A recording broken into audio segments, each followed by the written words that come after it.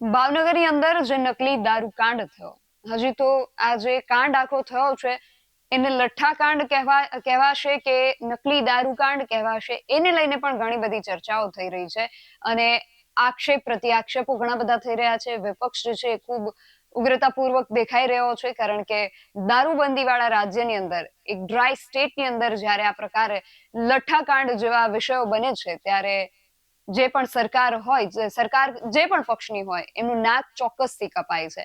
સવાલો ઘણા બધા ઊભા થાય છે કે દારૂબંધી હોવા છતાં ક્યાંથી દારૂ પ્રવેશ્યો, કઈ રીતે આ લોકોએ એનું જે રો મટીરિયલ હતું એનાથી દારૂ બનાવ્યો, લોકો એનું સેવન કરી અને મૃત્યુને પામ્યા, અને મૃત્યુનો જે આંક છે એ પણ ધીમે ધીમે સતત ને સતત વધી રહ્યો છે. આ બધા જયારે સમાચારો સામે આવી રહ્યા છે ત્યારે ઘણા બધા પ્રશ્નો ઉઠે છે અને આ બધા પ્રશ્નોની અંદર એક પ્રશ્ન સૌથી મહત્વપૂર્ણ છે અને સર્વસામાન્ય પ્રશ્ન છે કે કાયદો અને વ્યવસ્થાની રક્ષણની જેમની જવાબદારી છે એ પોલીસ શું નથી જાણતી કે ગુજરાતના ક્યાં ખૂણે કેટલો દારૂ મળી રહ્યો છે?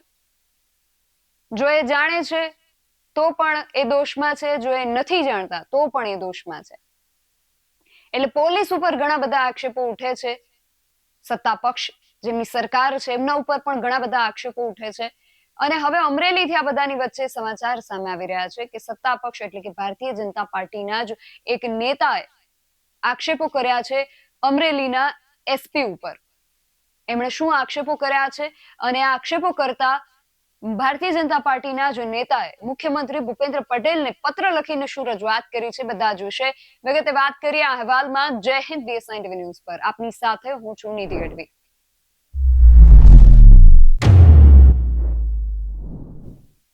અમે શરૂઆતથી જ કહેતા આવ્યા છીએ કે ગુજરાતની અંદર જ્યારે પણ દારૂને લઈને પ્રશ્નો ઉઠે ત્યારે અમે વારંવાર કહેતા હોઈએ છીએ કે ગુજરાતની અંદર કઈ શેરીના ક્યાં ખૂણે કેટલો દારૂ મળે છે એ કોઈ બાળકને પૂછો તો બાળક પણ હવે કહી શકે કે ક્યાં કેટલો દારૂ મળે છે. તો શું પોલીસને નથી ખબર કે ક્યાં કેટલો દારૂ મળે છે? જો પોલીસને ખબર છે તો પોલીસ કોઈ કામગીરી કેમ નથી કરતી? શું એમને કોઈ દબાણ છે કે પછી પોલીસ પણ આ બુટલેગરો સાથે હપ્તાખોરી કરે છે એટલે આમાં કોઈ પગલાં નથી લઈ શકતી? આ બધા સર્વસામાન્ય પ્રશ્નો છે અને આ સર્વસામાન્ય પ્રશ્નોથી આગળ આવી અને અમરેલીના ભારતીય જનતા પાર્ટીના જ નેતાએ આ બધા પ્રશ્નોની પોલીસની કામગીરીની પોલ ખોલી છે અને અમરેલીના જે એસપી છે એમની ઉપર જ એમણે સીધા આક્ષેપો કરી અને આ આક્ષેપો એમણે પત્ર દ્વારા મુખ્યમંત્રી સુધી પહોંચાડ્યા છે. અમરેલી જિલ્લા પંચાયતના જે પૂર્વ સદસ્ય છે વિપુલ દુધાત, એમણે આ આક્ષેપો કર્યા છે. એમણે પત્રની અંદર મુખ્યમંત્રીને શું રજૂઆત કરી છે એ પણ સાંભળીએ. અમરેલીની જે જિલ્લા પંચાયત છે એના પૂર્વ સદસ્ય છે વિપુલ મગનભાઈ દુધાત, એમણે આ પત્ર જે છે એ મુખ્યમંત્રીને લખ્યો છે અને આ પત્ર દ્વારા એમણે મુખ્યમંત્રીને શું રજૂઆત કરી છે એ આપણે જોવું છે. મુખ્યમંત્રી ભૂપેન્દ્ર પટેલને આ પત્ર એમના દ્વારા લખવામાં આવ્યો છે. એમણે લખ્યું છે કે અમરેલી જિલ્લાના લીલિયા તાલુકામાં દારૂબંધી તથા ગેરકાયદેસર રેતી ખનન ફક્ત કાગળ પર હોય, જેથી કડક અમલ કરવા બાબત અમરેલીની અંદર એમણે ખાસ અહીંયા લીલિયાની વાત કરી છે, લીલિયા તાલુકાની એમણે વાત કરી છે કે ત્યાં ગેરકાયદેસર દારૂ પણ વેચાઈ રહ્યો છે અને રેતી ખનન પણ થઈ રહ્યું છે. આ બે બાબતને લઈને એમણે મુખ્યમંત્રીને પત્ર લખ્યો છે. જે ભારત સાત ઉપરોક્ત વિષય અન્વયે જણાવવાનું કે ગુજરાત સરકાર અને ઉચ્ચ અધિકારીઓ દ્વારા સમગ્ર રાજ્યમાં દારૂબંધી તથા ગેરકાયદેસર રેતી ખનન બંધ કરવા વારંવાર કડક સૂચનાઓ કરેલ છે અને અમો દ્વારા પણ વારંવાર લેખિતમાં રજૂઆત કરેલ છે, પરંતુ અમરેલી જિલ્લાના લીલિયા શહેર તથા તાલુકાના 37 ગામમાં ખુલ્લેઆમ દારૂનું વેચાણ અને તાલુકામાંથી પસાર થતી શેત્રુંજી નદીમાંથી રેતી ખનન સંપૂર્ણ બંધ થયેલ નથી અને હાલમાં પણ ખુલ્લેઆમ તાલુકામાં છેલ્લા 5 વર્ષમાં ખુલ્લેઆમ દારૂનું વેચાણ તથા ગેરકાયદેસર રેતી ખનન શરૂ છે અને લોક ચર્ચા મુજબ લીલિયા શહેર તથા તાલુકામાં છેલ્લા 5 વર્ષમાં દારૂ પીવાના કારણે અંદાજિત 25 થી 50 વર્ષની ઉંમરના 75 થી 80 વ્યક્તિઓ મૃત્યુ પામ્યા છે. હજુ આપણે ભાવનગરના લઠ્ઠાકાંડની વાત કરી રહ્યા છીએ, એમાં મૃત્યુઆંક જે છે એ ધીમે ધીમે વધી રહ્યો છે.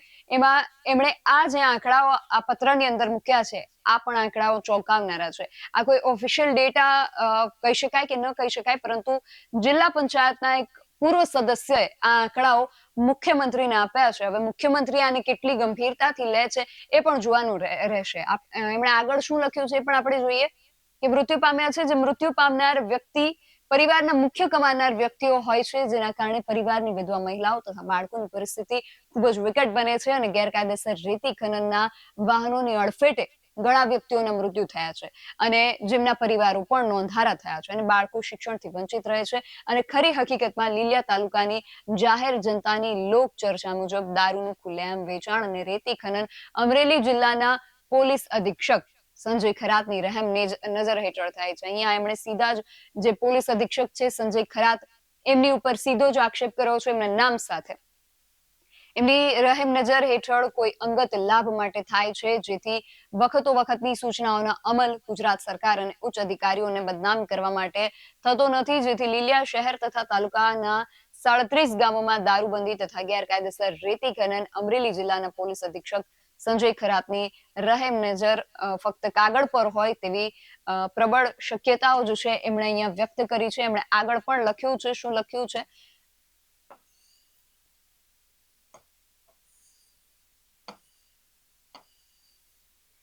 લોક ચર્ચા છે, એમણે આ જે પણ આક્ષેપો કર્યા છે એને લઈ જે લોક ચર્ચાઓ થઈ રહી છે એના મુજબ એમણે આક્ષેપો કર્યા છે. આગળ લખ્યું છે કે લોક ચર્ચા છે, જેથી લીલિયા તાલુકામાં પોલીસ દ્વારા એમણે અમુક મુદ્દાઓ અહીંયા લખ્યા છે.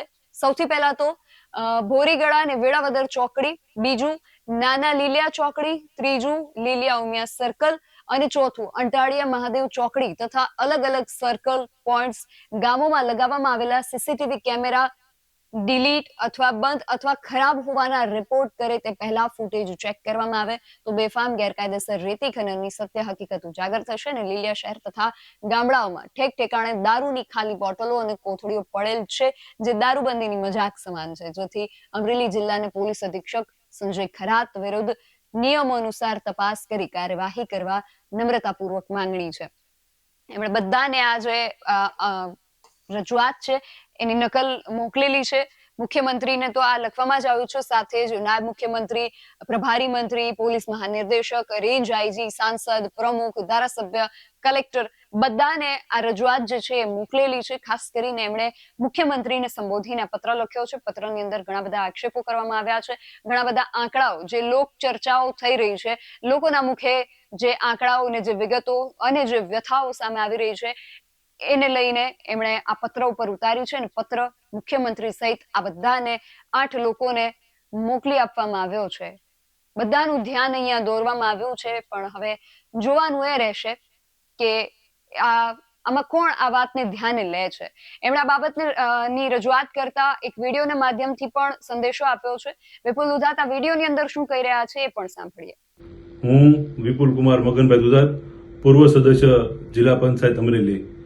આજરોજ મુખ્યમંત્રી શ્રી ભૂપેન્દ્રભાઈ પટેલ સાહેબ તથા ગૃહમંત્રી શ્રી અને નાયબ મુખ્યમંત્રી શ્રી હર્ષભાઈ સંઘવી સાહેબને અમરેલી જિલ્લાના લીલિયા તાલુકાની અંદર બેફામ દારૂનું વેચાણ અને ગેરકાયદેસર રેતી ખનન થતું હોય તે અંગેની રજૂઆત પત્ર દ્વારા કરવામાં આવેલ છે. જેમાં લોકચર્ચા મુજબ અમરેલી જિલ્લાના લીલિયા તાલુકાની અંદર એસપી શ્રી સંજય ખરાતની રહેમ નજર હેઠળ જે દારૂનું બેફામ વેચાણ અને ગેરકાયદેસર રેતી ખનન થતું હોય તે ખૂબ જ નિંદનીય બાબત છે અને જે હકીકત તપાસવી હોય તો લીલિયા તાલુકાની અંદર જે પોલીસ દ્વારા અલગ અલગ ચોકડીઓ અને પોઈન્ટ ઉપર સીસીટીવી કેમેરા લગાવવામાં આવ્યા છે તેના ફૂટેજ તપાસવામાં આવે અને દારૂબંધી બાબતે જે લીલિયા તાલુકાના અલગ અલગ ગામમાં અને શહેરની અંદર જે ખાલી બોટલો અને કોથળીઓ દારૂની પડી છે તે દારૂબંધીની એક મજાક સમાન અને ગુજરાત સરકારને બદનામ કરવા માટે આ જિલ્લાના પોલીસ અધિક્ષક સંજય ખરાત દ્વારા જે વારંવાર કડક સૂચનાઓ આપવામાં આવેલ છે એનું ક્યારેય પાલન કરવામાં આવેલ નથી. એટલે હવે ભારતીય જનતા પાર્ટીના જ આ નેતા છે, જિલ્લા પંચાયતના પૂર્વ સદસ્ય છે અને એમના દ્વારા જયારે આ પ્રકારે આક્ષેપ કરવામાં આવ્યા છે ત્યારે હવે પક્ષ આ આક્ષેપોને કાને ધરે છે કે કેમ? કારણ કે વિપક્ષ જે છે એમના દ્વારા તો વિરોધ કરવામાં આવી જ રહ્યો છે, પણ હવે પક્ષના જ નેતાઓ આ પ્રકારે આક્ષેપ કરી રહ્યા છે. એમણે એસપી પર પણ નામ સાથે આક્ષેપ કર્યા છે, તો આમાં હવે કેટલી ગંભીરતાથી નોંધ લઈ અને કાર્યવાહી કરવામાં આવે છે એ ખાસ જોવાનું રહેશે. તમારું આ સમગ્ર વિષયને લઈને અને ખાસ કરીને વિપુલ દુધાત દ્વારા જે આક્ષેપો કરવામાં આવ્યા છે તેને લઈને શું માનવું છે, તમારો મત અમને કોમેન્ટ બોક્સમાં ચોક્કસથી જણાવજો. આવા જ વધુ અહેવાલો સાથે મળતા રહીશું. તમે મારી યુટ્યુબ ચેનલને સબસ્ક્રાઇબ કરવાનું અને અમને ફેસબુક અને ઇન્સ્ટાગ્રામ પર ફોલો કરવાનું ભૂલશો નહીં. બાકી નવી અપડેટ્સ માટે આપ જોતા રહો BS9 TV ન્યૂઝ. નમસ્કાર.